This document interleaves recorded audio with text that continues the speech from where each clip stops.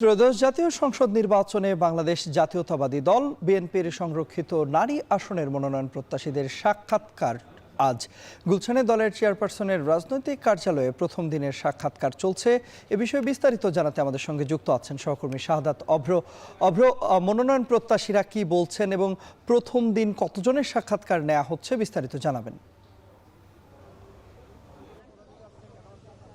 তন্ময়, এই মুহূর্তে কিন্তু সাক্ষাৎকার চলছে আর প্রথম দিনে মূলত অর্ধেক মানে প্রায় 400 থেকে 500-র মতো হচ্ছে সাক্ষাৎকার নেওয়ার কথা রয়েছে। আপনি জানেন যে 1300 মনোনয়ন ফর্ম বিক্রি হলেও 900-র মতো জমা পড়েছে। সেই 900 মনোনয়ন ফর্ম যারা কিনা জমা দিয়েছেন তাদেরকেই কিন্তু হচ্ছে ডাকা হচ্ছে দুই ভাগে। তার মানে হচ্ছে আজকে অর্ধেক ডাকা হচ্ছে এবং আগামীকালকেও কিন্তু বাকি অর্ধেক ডাকা হবে। মূলত আজকে বিভাগীয়ভাবে কিন্তু ভাগ করে মোট 5টি বিভাগের যারা কিনা মনোনয়ন ফর্ম জমা দিয়েছে এই নারী আসনে সংরক্ষিত আসনে হচ্ছে মনোনয়ন ফর্ম যারা জমা দিয়েছে তাদের মধ্যে মূলত এই মুহূর্তে 5টি যে বিভাগ তার মধ্যে চলছে রংপুরের যে সাক্ষাৎকার সেটি চলমান রয়েছে। এরপরেই কিন্তু হচ্ছে রাজশাহীর বিভাগের যারা আছেন তাদের সাক্ষাৎকার চলবে। এরপরে খুলনা এবং আজকের দিনে ফরিদপুর ও বরিশাল এই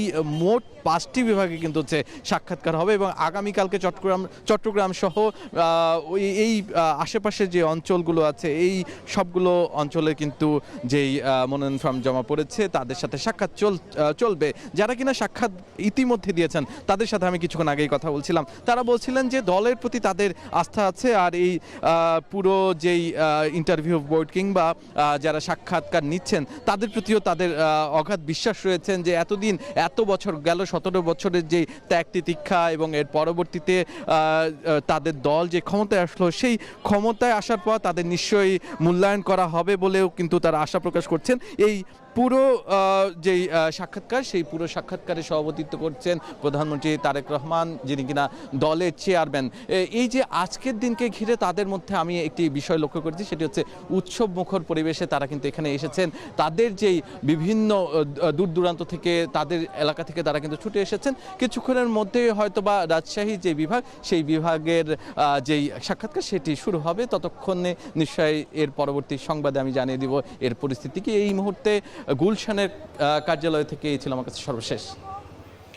নিশ্চয়ই পরবর্তীতে আমরা আবারও আপনার সঙ্গে যুক্ত হব। দর্শক, গুলশানে বিএনপি চেয়ারপারসনের রাজনৈতিক কার্যালয়ের সামনে থেকে আমাদের সঙ্গে যুক্ত হয়েছিলেন সহকর্মী শাহাদাত অভ্র।